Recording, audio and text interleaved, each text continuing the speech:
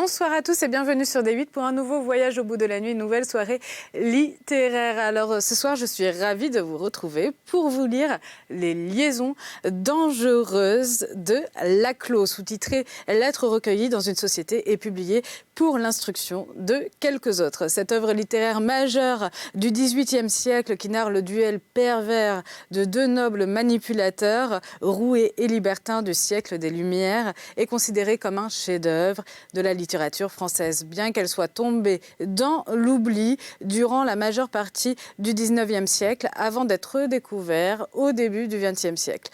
Roman inscrit dans la tradition du libertinage de mœurs illustré par Crébillon-Fils, roman d'analyse psychologique dans la lignée de La Nouvelle Héloïse de Jean-Jacques Rousseau. Il porte à un degré de perfection la forme épistolaire. Aucun élément n'est gratuit, chaque épistolier a son style et la polyphonie des correspondances croisées construit un drame en 4 étapes, au dénouement moralement ambigu, qui continue à fasciner le lecteur et à susciter de nombreuses adaptations, telles que le film de Stephen Frears avec Glenn Close, John Malkovich, Michelle Pfeiffer, Uma Thurman et Keanu Reeves, qui est donc un film de l'année 1988, ainsi que Sex Intention en 1999 de Roger Crumble, transposition modernisée à Manhattan avec entre autres Ryan Phillips et Sarah Michelle Gellar, qu'on connaît aussi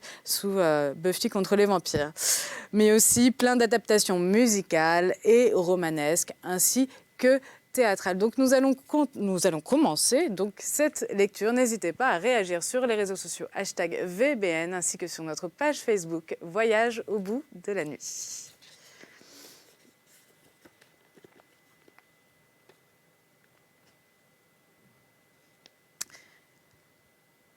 Lettre 36. Donc on continue la lecture. Elle avait été commencée précédemment par une autre lectrice ou lecteur, je ne sais pas. Lettre 36. Le vicomte de Valmont à la présidente de Tourvel, timbré de Dijon. Votre sévérité augmente chaque jour, madame. Et si je l'ose dire, vous semblez craindre moins d'être injuste que d'être indulgente. Après m'avoir condamnée sans m'entendre, vous avez dû sentir en effet qu'il vous serait plus facile de ne pas lire mes raisons que d'y répondre. Vous refusez mes lettres avec obstination. Vous me les renvoyez avec mépris. Vous me forcez enfin de recourir à la ruse, dans le moment même où mon unique but est de vous convaincre de ma bonne foi. La nécessité où vous m'avez mis de me défendre suffira sans doute pour en excuser les moyens. Convaincu d'ailleurs par la sincérité de mes sentiments, que pour les justifier à vos yeux, il me suffit de vous les faire bien connaître. J'ai cru pouvoir me permettre ce léger détour. J'ose croire aussi que vous me le pardonnerez et que vous serez peu surprise que l'amour soit plus ingénieux à se produire que l'indifférence à l'écarter. Permettez donc, madame, que mon cœur se dévoile entièrement à vous. Il vous appartient, il est juste que vous le connaissiez. J'étais bien éloignée, en arrivant chez madame de Rosemonde, de prévoir le sort qui m'y attendait. J'ignorais que vous y fussiez. Et j'ajouterai avec la sincérité qui me caractérise que, quand je l'aurais su, ma sécurité n'en eût point été troublée. Non que je ne rendisse à votre beauté la justice qu'on ne peut lui refuser, mais accoutumée à n'éprouver que des désirs, à ne me livrer qu'à ceux que l'espoir encourageait, je ne connaissais pas les tourments de l'amour. Vous fûtes témoin des instances que me fit madame de Rosemonde pour m'arrêter quelque temps. J'avais déjà passé une journée avec vous, cependant je ne me rendis, ou au moins je ne crus me rendre, qu'au plaisir, si naturel et si légitime, de témoigner des égards à une parente respectable. Le genre de vie qu'on menait ici différait beaucoup sans doute de celui auquel j'étais accoutumée. Il ne m'en coûta rien de m'y conformer. Et sans chercher à pénétrer la cause du changement qui s'opérait en moi, je l'attribuais uniquement encore à cette facilité de caractère dont je crois vous avoir déjà parlé. Malheureusement, et pourquoi faut-il que ce soit un malheur, en vous connaissant mieux, je reconnus bientôt que cette figure enchanteresse qui seule m'avait frappée était le moindre de vos avantages. Votre âme céleste étonna, séduisit la mienne. J'admirais la beauté, j'adorais la vertu. Sans prétendre à vous obtenir, je m'occupais de vous mériter. En réclamant votre indulgence pour le passé, j'ambitionnais votre suffrage pour l'avenir. Je le cherchais dans vos discours, je l'épiais dans vos regards, dans ces regards d'où partait un poison d'autant plus dangereux qu'il était répandu sans dessein et reçu sans méfiance. Alors je connus l'amour, mais que j'étais loin de m'en plaindre. Résolu de l'ensevelir dans un éternel silence, je me livrais sans craindre comme sans réserve à ce sentiment délicieux. Chaque jour augmentait son empire. Bientôt le plaisir de vous voir se changea en besoin. Vous absentiez-vous à un moment? Mon cœur se serrait de tristesse au bruit qui m'annonçait votre retour. Il palpitait de joie. Je n'existais plus que par vous et pour vous. Cependant, c'est vous-même que j'adjure. Jamais dans la gaieté des folâtres jeux ou dans l'intérêt d'une conversation sérieuse m'échappa-t-il un mot qui pût trahir le secret de mon cœur. Enfin, un jour arriva où devait commencer mon infortune, et par une inconcevable fatalité, une action honnête en devint le signal. Oui, madame, c'est au milieu des malheureux que j'avais secouru, que vous livrant à cette sensibilité précieuse qui embellit la beauté même et ajoute du prix à la vertu, vous achevâtes d'égarer un cœur que déjà trop d'amour enivrait. Vous vous rappelez peut-être quelle préoccupation s'empara de moi au retour. Hélas, je cherchais à combattre un penchant que je sentais devenir plus fort que moi. C'est après avoir épuisé mes forces dans ce combat inégal qu'un hasard que je n'avais pu prévoir me fit trouver seule avec vous. Là, je succombais, je l'avoue. Mon cœur trop plein ne put retenir ses discours ni ses larmes. Mais est-ce donc un crime? Et si c'en est un, n'est-il pas assez puni par les tourments affreux auxquels je suis livrée? Dévorée par un amour sans espoir, j'implore votre pitié et ne trouve que votre haine. Sans autre bonheur que celui de vous voir, mes yeux vous cherchent malgré moi et je tremble de rencontrer vos regards. Dans l'état cruel où vous m'avez réduit, je passe les jours à déguiser mes peines et les nuits à m'y livrer. Tandis que vous, tranquille et paisible, vous ne connaissez ces tourments que pour les causer et vous en applaudir. Cependant, c'est vous qui vous plaignez et c'est moi qui m'excuse. Voilà pourtant, madame, voilà le récit fidèle de ce que vous nommez mes torts, et que peut-être il serait plus juste d'appeler mes malheurs. Un amour pur et sincère, un respect qui ne s'est jamais démenti, une soumission parfaite, tels sont les sentiments que vous m'avez inspirés. Je n'eusse pas craint d'en présenter l'hommage à la divinité même. Ô vous, qui êtes son plus bel ouvrage, imitez-la dans son indulgence. Songez à mes peines cruelles. Songez surtout que, placé par vous entre le désespoir et la félicité suprême, le premier mot que vous prononcerez décidera pour jamais de mon sort. Lettre 37. La présidente de Tourvel à Madame de Volanges. Je me soumets, madame, au conseil que votre amitié me donne. Accoutumée à déférer en tout à vos avis, je le suis à croire qu'ils sont toujours fondés en raison. J'avouerai même que M. de Valmont doit être en effet infiniment dangereux, s'il peut à la fois feindre d'être ce qu'il paraît ici et rester tel que vous le dépeignez. Quoi qu'il en soit, puisque vous l'exigez, je l'éloignerai de moi. Au moins, j'y ferai mon possible. Car souvent les choses qui, dans le fond, devraient être les plus simples, deviennent embarrassantes par la forme. Il me paraît toujours impraticable de faire cette demande à sa tante. Elle deviendrait également désobligeante, et pour elle et pour lui. Je ne prendrai pas non plus, sans quelque répugnance, le parti de m'éloigner moi-même, car, outre les raisons que je vous ai déjà mandées, relatives à M. de Tourvel, si mon départ contrariait M. de Valmont, comme il est possible, n'aurait-il pas la facilité de me suivre à Paris? Et son retour dont je saurais, dont au moins je paraîtrais être l'objet, ne se semblerait-il pas plus étrange qu'une rencontre à la campagne? Chez une personne qu'on sait être sa parente et mon amie? Il ne me reste donc d'autre source que d'obtenir de lui-même qu'il veuille bien s'éloigner. Je sens que cette proposition est difficile à faire. Cependant, comme il me paraît avoir à cœur de me prouver qu'il a en effet plus d'honnêteté qu'on ne lui en suppose, je ne désespère pas de réussir. Je ne serais pas même fâchée de le tenter et d'avoir une occasion de juger si, comme il le dit souvent, les femmes vraiment honnêtes n'auront jamais à se plaindre de ses procédés. S'il part comme je le désire, ce sera en effet par égard pour moi, car je ne peux pas douter qu'il n'ait le projet de passer ici une grande partie de l'automne. S'il refuse ma demande et s'obstine à rester, je serai toujours à temps de partir moi-même, et je vous le promets. Voilà, je crois, madame, tout ce que votre amitié exigeait de moi. Je m'empresse d'y satisfaire et de vous prouver que, malgré la chaleur que j'ai pu mettre à défendre, Monsieur de Valmont, je n'en suis pas moins disposée, non seulement à écouter, mais même à suivre les conseils de mes amis. J'ai l'honneur d'être, etc. De ce 25 août 1700.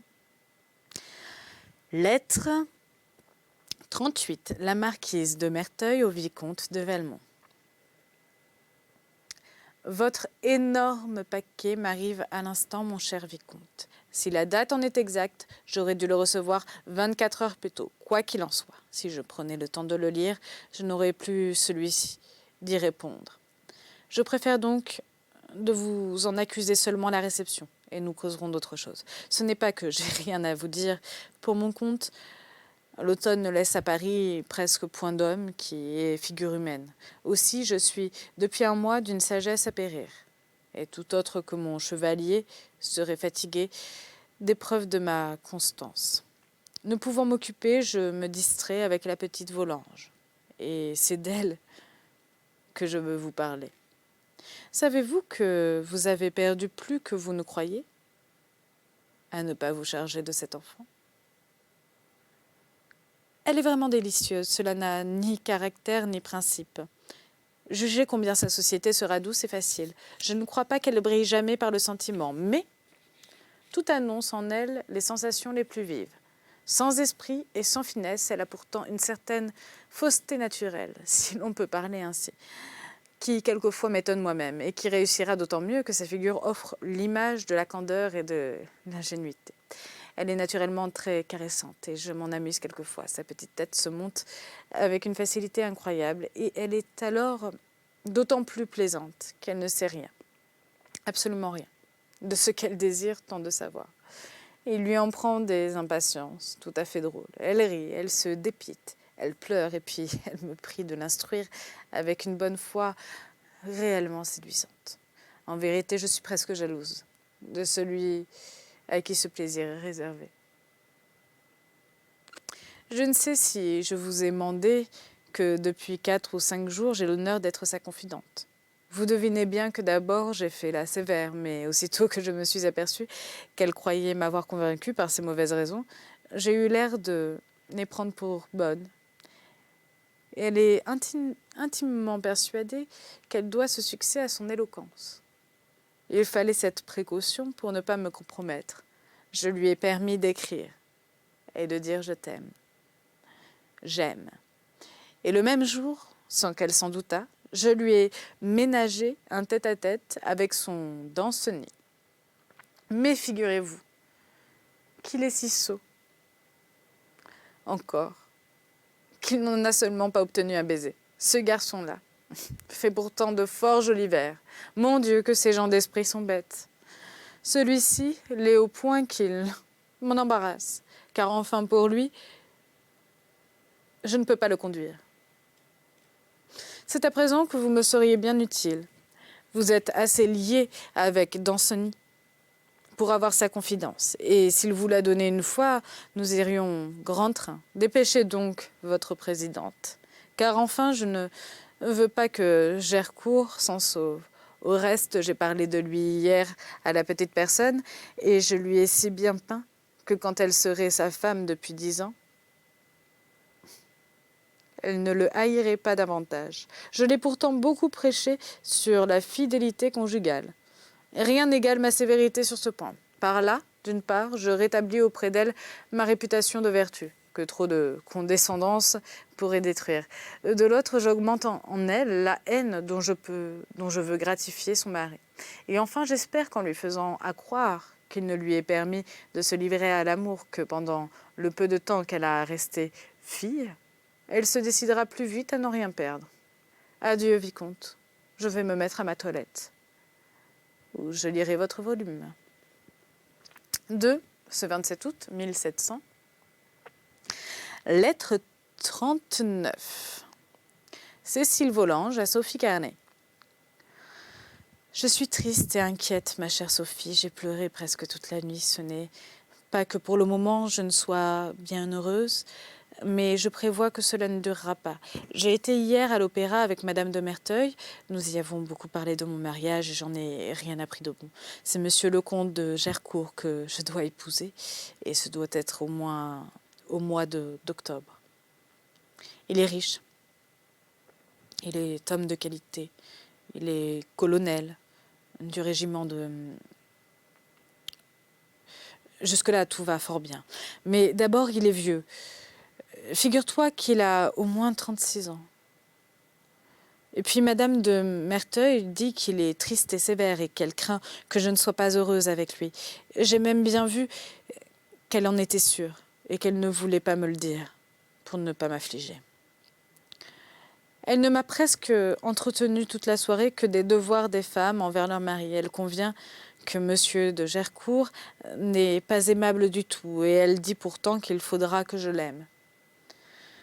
Ne m'a-t-elle pas dit aussi qu'une fois mariée, je ne devais plus aimer le chevalier d'Ancenis, comme si c'était possible? Ah, je t'assure bien que je l'aimerai toujours. Vois-tu, j'aimerais mieux plutôt ne pas me marier. Que ce monsieur de Gercourt s'arrange, je ne l'ai pas été chercher. Il est en Corse à présent, bien loin d'ici. Je voudrais qu'il y restât 10 ans. Si je n'avais pas peur de rentrer au couvent, je dirais bien à maman que je ne veux pas de ce mari-là, mais ce serait encore pire. Je suis bien embarrassée. Je sens que je n'ai jamais tant aimé monsieur d'Ancenis qu'à présent. Et quand je songe qu'il ne me reste plus qu'un mois à être comme je suis, les larmes me viennent aux yeux tout de suite. Je n'ai de consolation que dans l'amitié de Madame de Merteuil. Elle a si bon cœur. Elle partage tous mes chagrins comme moi-même. Et puis, elle est si aimable que quand je suis avec elle, je n'y songe presque plus. D'ailleurs, elle est bien utile, car le peu que je sais, c'est elle qui me l'a appris. Et elle est si bonne que je lui dis tout ce que je pense sans être honteuse du tout. Quand elle trouve que ce n'est pas bien, elle me gronde quelquefois, mais c'est tout doucement, et puis je l'embrasse de tout mon cœur jusqu'à ce qu'elle ne soit plus fâchée. Au moins celle-là, je peux bien l'aimer tant que je voudrais, sans qu'il y ait du mal, et ça me fait bien du plaisir. Nous sommes pourtant convenus que je n'aurais pas l'air maman, que je n'aurais pas l'air de l'aimer tant devant le monde, et surtout devant maman, afin qu'elle ne se méfie de rien au sujet du chevalier d'Ancenis. Je t'assure que si je pouvais toujours vivre comme je fais à présent, je crois que je serais bien heureuse. Il n'y a que ce vilain monsieur de Gercourt. Mais je ne veux pas t'en parler davantage, car je redeviendrai triste. Au lieu de cela, je vais écrire au chevalier d'Ancenis. Je ne lui parlerai que de mon amour et non de mes chagrins, car je ne veux pas l'affliger. Adieu, ma bonne amie.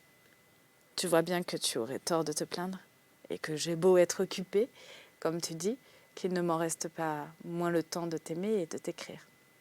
De ce 27 août 1700,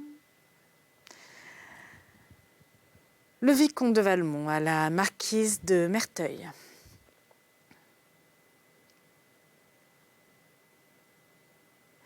C'est peu pour mon inhumaine de ne pas répondre à mes lettres.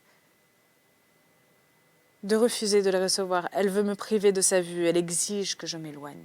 Ce qui vous surprendra davantage, c'est que je me soumette à tant de rigueur. Vous allez me blâmer, cependant. Je n'ai pas cru devoir perdre l'occasion de me laisser donner un ordre. Persuadé d'une part, ceux qui commandent d'avant s'engagent.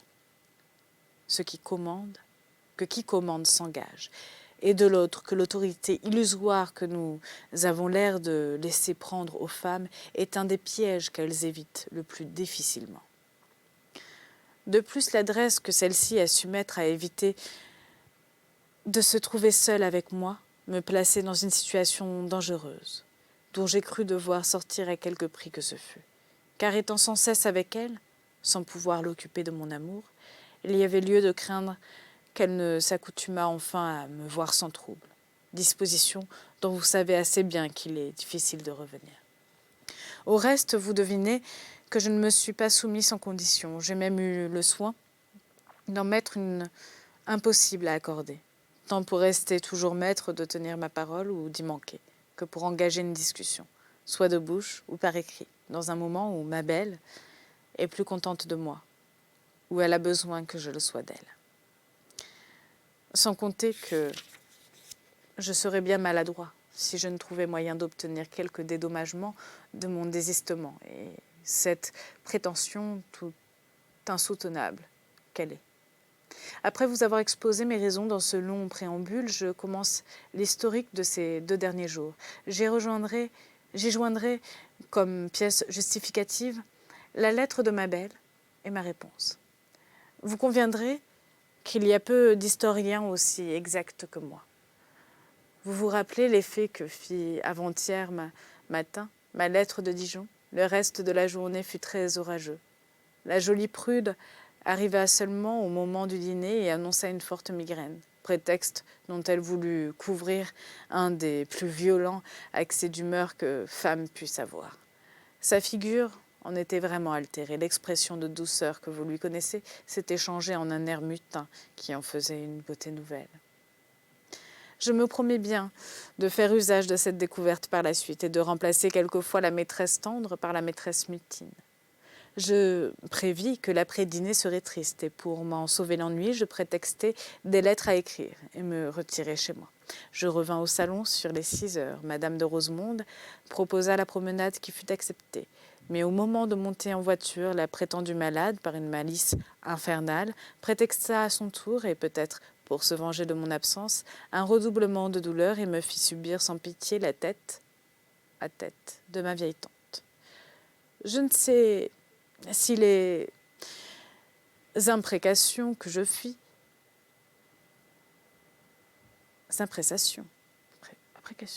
dis donc. Bon, bref, que je fis contre ce démon femelle furent exaucées, mais nous la trouvâmes couchée au retour.